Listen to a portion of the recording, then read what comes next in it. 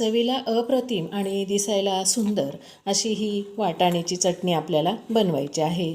चटणी बनवण्यासाठी कमी वेळ लागतो आणि कमी साहित्यात चटणी तयार होते. टिफिनसाठी किंवा एखाद्या वेळेस कोरडी भाजी म्हणून आपण ही चटणी ट्राय करू शकतो.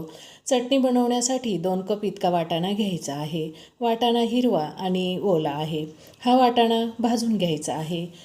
वाटाण्याची एरवी आपण अनेक पदार्थ बनवत असतो, परंतु ही चटणी अतिशय छान अशा अप्रतिम चवीची बनून तयार होते. कढईमधील वाटाणा भाजून घ्यायचा आहे. भाजण्यासाठी 3 ते 4 मिनिटाचा वेळ लागतो. वाटाण्याचा कलर आता अगदी हिरवागार झालेला आहे आणि व्हिडिओमध्ये दाखवल्याप्रमाणे वाटाणा चटकेल इथपर्यंतच आपल्याला वाटाणा भाजून घ्यायचा आहे. जास्तीचा जर भाजला तर ह्या चटणीचा कलर थोडासा डाऊन होतो आणि हिरवीगार अशी चटणी दिसत नाही. भाजलेला वाटाणा एका कॉटनच्या कपड्यावरती काढायचा आहे.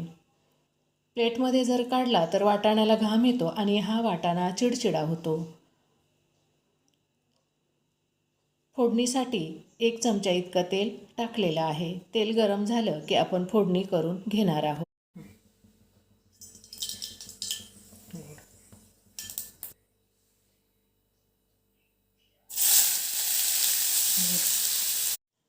एक वाटी इतका कांदा घेतलेला आहे. कांदा बारीक चिरून घ्यायचा आणि 2 वाट्या वाटाणा होता म्हणून आपण इथे 1 वाटी इतका कांदा घेतलेला आहे. कांदा छान असा परतून घ्यायचा. परतण्यासाठी त्यामध्ये मीठ टाकायचं. मीठ टाकलं की कांदा लवकर परतला जातो. 8 ते 10 हिरव्या मिरच्या, 8 ते 10 लसूण पाकळ्या मिक्सरला लावून जाडसर अशी मिरची दळून घ्यायची आहे.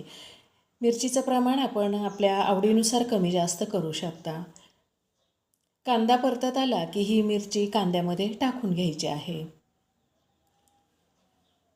त्या अगोदर आपण छोटासा अर्धा चमचा इतका हिंग या चटणीमध्ये टाकणार आहोत. वाटाणा पचण्यास जड असतो, यासाठी हिंगाचा वापर जरूर करावा.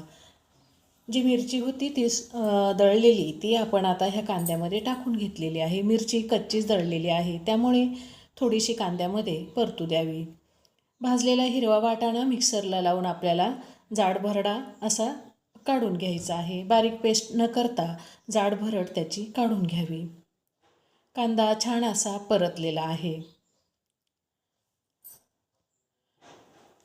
आता हा वाटाणा कढईमध्ये टाकून घ्यायचा आहे.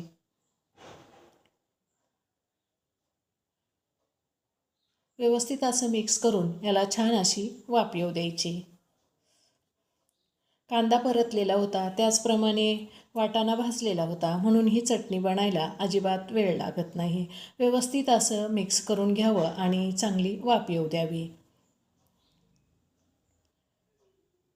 1 छोटा चमचा इतका शेंगदाण्याचा कूट ह्याच्यामध्ये टाकायचा आहे. शेंगदाण्याचा कूटसुद्धा जाडसर घ्यायचा, म्हणजे चटणी चिकट अशी होणार नाही. कूट टाकल्यानंतर पुन्हा एकदा व्यवस्थित मिक्स करून घ्यायचे आहे. कधी आपण वरण बनवलेलं आहे किंवा आमटी बनवलेली आहे, अशा वेळेस भाजीची गरज असते आणि कमी वेळ असतो कधी आपल्याकडे. अशा वेळेस ही चटणी नक्की ट्राय करा. अशा प्रकारे कमी साहित्यात कमी वेळेत आणि बिलकुल पसारा न होता झटपट अशी ही वाटाण्याची चटणी बनून तयार झालेली आहे. व्हिडिओ आवडल्यास लाईक करा, शेअर करा आणि सबस्क्राईब केलेलं नसेल तर शर्वरीज किचनला सबस्क्राईब करा.